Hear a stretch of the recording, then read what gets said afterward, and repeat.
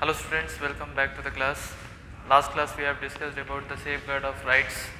In that safeguard of rights we have discussed about three point, constitutional incorporation, separation of power and decentralization of power. Okay, in the last class we have discussed regarding 3 points.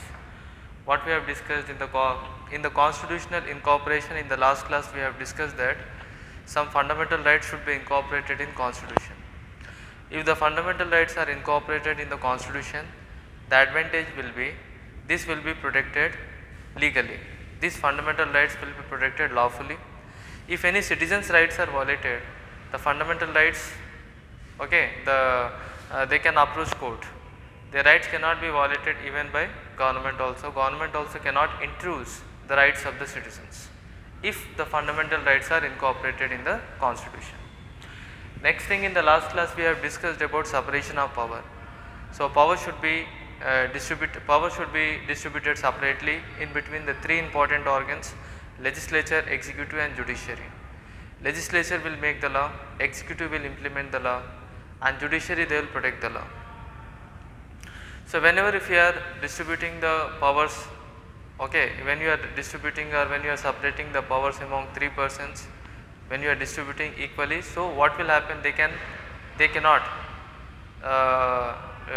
act independently, they can exercise their power easily, and whatever the tyranny act, the act of tyranny will be avoided, and one organ can able to check the other organs critically. If one organ wanted to check against the other organ, they can able to check. But if powers will be separated, one organ cannot interfere in the activities of other organs. This is also one point. Next we have seen decentralization of power. Decentralization of power means wherever the powers are distributed between the central and state level, that is called as decentralization of power. So power should be distributed separately. When the powers are distributed separately, then what will happen? Individuals can enjoy personal liberty. When these powers are distributed in the local level, lower level, so their self confidence as well as individual liberty also automatically will be very higher. So distribution of power means, decentralization of power means power should be distributed in between the four important organs we have discussed. One is at national level, state level, local level, territorial level, etc. So like that. When distribution of powers will be done, individual rights will be protected. At the same time, country also automatically will develop. Problems can be solved easily. Now this is the sixth important organ which is called as rule of law, and seventh important organ which is called independent and impartial judiciary. Now we will see the what is meant by rule of law. Children, I already said you, the rule of law implies that when all the people are equal before law, that is called rule of law. Rule of law means when all the citizens are equal in front of law.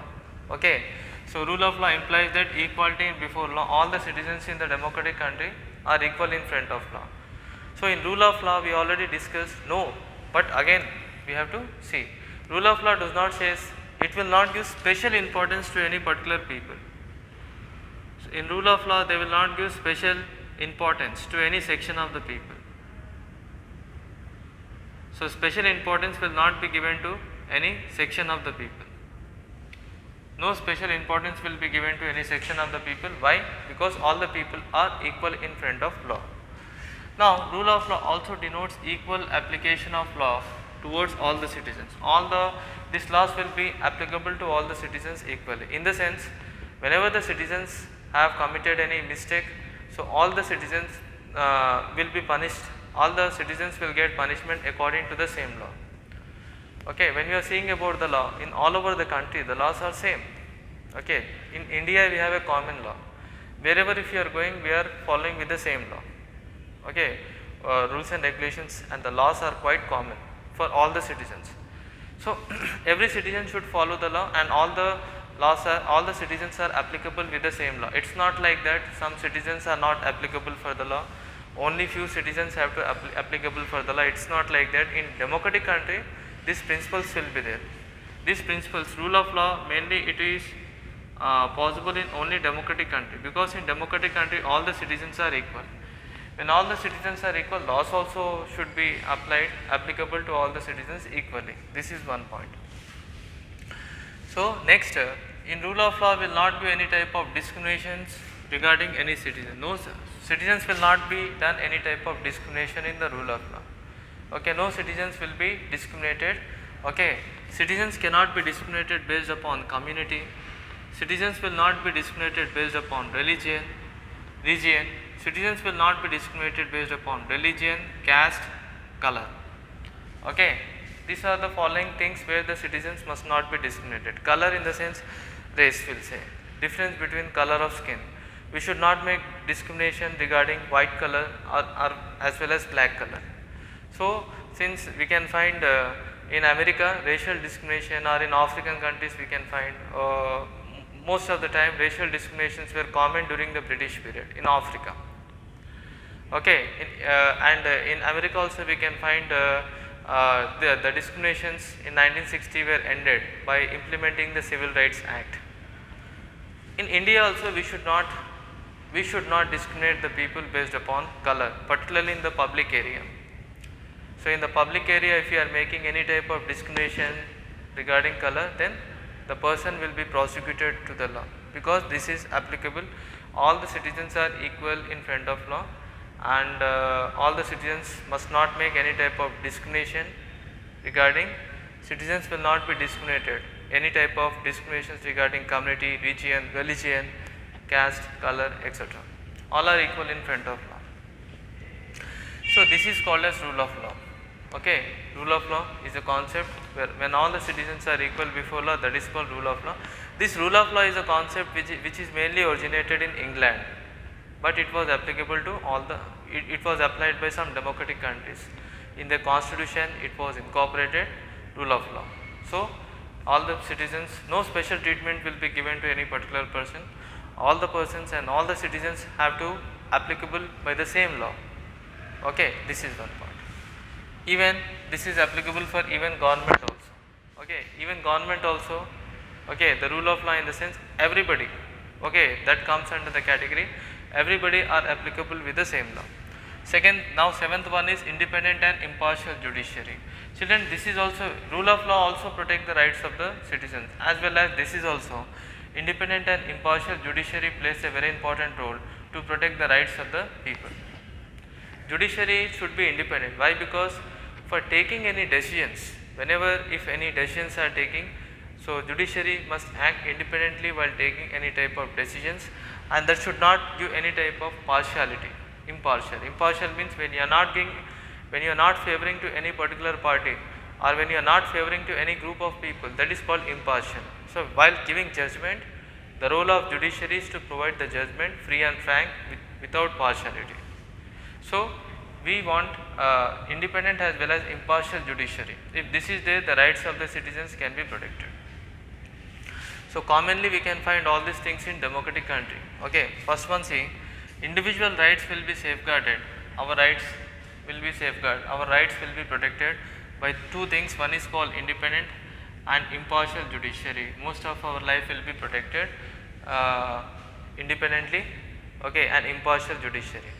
Independence means judiciary which can be act independently while taking decisions, and here the judiciary should be impartial. They should not give favor to any party.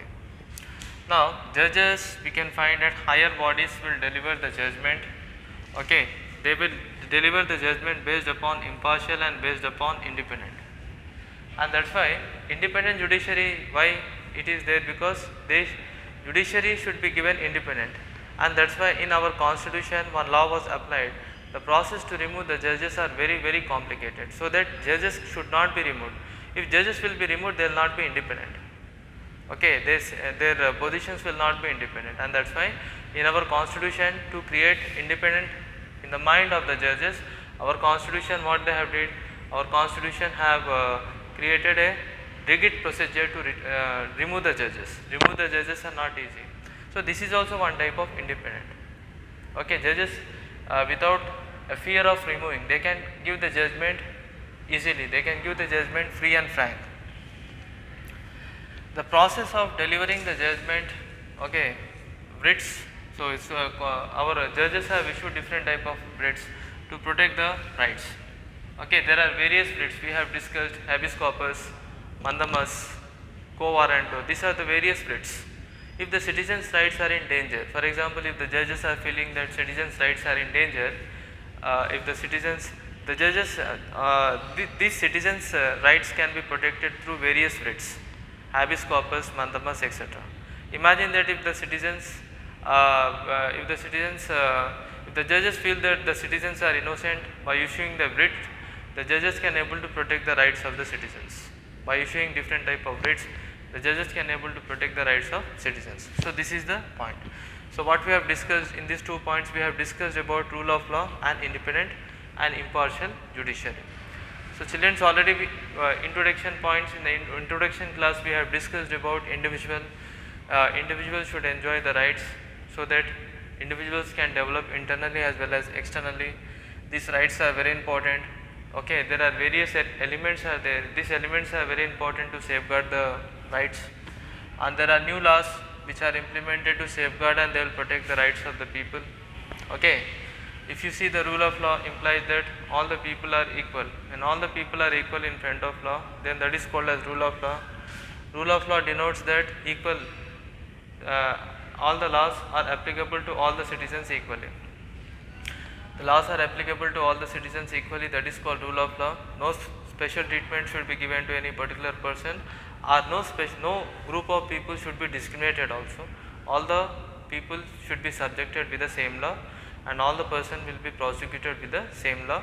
Okay, all the laws are applicable to all the citizens, and no discrimination should be made to the citizens regarding community, region, caste, okay, color, etc. We should not make any type of discrimination regarding that point. Okay, so this shows that rule of law. Okay, this is one point. Okay, I already said that in America the laws were quite different. In America some discriminations have started. In Africa also during the period of Britishers they have started a discrimination, but now Civil Rights Act was implemented there and the discriminations were completely ended. In America also, before they have different laws. For separate laws were there for the white peoples and as well as black peoples. But later the laws were completely changed. Now if you see in America also, all the laws, everybody is applicable with the same law. Similarly in Africa also there was a discriminations upon black as well as white regarding color of skin. So separate laws were there for the black and separate laws were there for the white in South Africa. Later, after making struggle, then the people achieved the rights. Okay, there also now at present all the people are subjected with the same law. In India we never discriminate. In India, in our country, everybody are equal in front of law, and everybody are and no discrimination should be made regarding these all things. Okay, I'll go forward. Independent and impartial judiciary, we have discussed that what we have discussed that these rights, our rights, fundamental rights will be safeguarded by the impartial judiciary. Impartial judiciary means who should give the judgment free and frank, who should give the judgment based upon impartial manner. Whenever the judges are giving the judgment based upon impartial manner, then our rights will be protected. Citizens' rights can be protected easily. Judges at the higher bodies, what they will do? They will higher bodies of the judges will deliver the judgment independently as well as impartially. Okay, based upon the mistake, whatever the citizens have committed mistake, according to the mistake, punishment should be given. That is impartially. Okay, next, judges also, the process of delivering judgment, while processing and giving judgment, judges will issue different type of writs. Okay, court will issue the writs, and these writs are very important. This will protect the rights of the citizens. Okay, there are various writs: habeas corpus, mandamus, quo warranto, certiorari. So there are different type of writs we can find. Through these writs, citizens' rights can be protected easily. So children, overall we have discussed about the safeguard of rights. Overall we have discussed nearly 7 points. First we have discussed about democratic rule. In democratic rule, the citizens' rights can be able to protect easily.